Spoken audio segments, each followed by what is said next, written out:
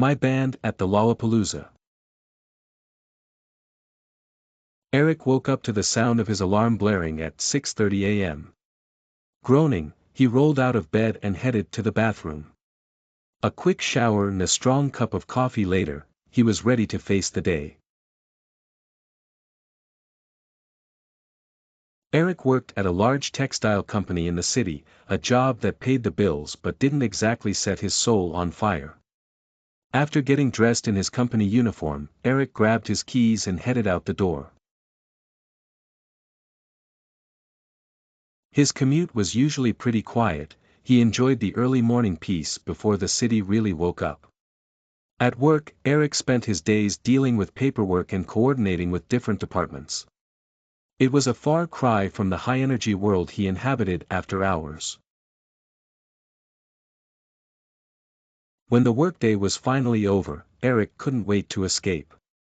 He rushed home, changed into his favorite band t-shirt and jeans, and headed over to Jorge's place. Jorge was Eric's best friend and the drummer in their band, the Electric Echoes. The Electric Echoes was Eric's passion project. They were a four-piece rock band that played covers of classic rock songs by bands like the Beatles and the Rolling Stones. Eric was the lead singer, and he loved every minute of it. The band had been together for a few years and had built up a small but dedicated following. When Eric arrived at Jorge's place, the other band members were already there. There was Jana on bass and Dave on guitar. They were all eager to start practicing. Jorge had a small recording studio set up in his basement, and it was the perfect place for the band to rehearse. "All right, guys," Eric said, plugging in his microphone.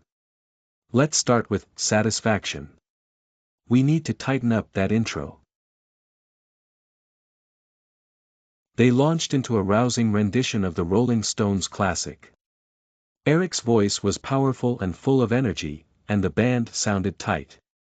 They played for hours, working on their set list for an upcoming music festival. The festival was a big deal for the band. It was their chance to showcase their talent to a wider audience. They had been practicing hard for weeks, perfecting their arrangements and stage presence.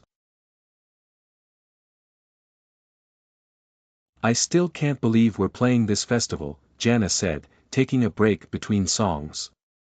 "It's going to be awesome." "I know, right?" Dave replied. "We've been working so hard for this." Eric nodded. "I'm really excited. This is our big break."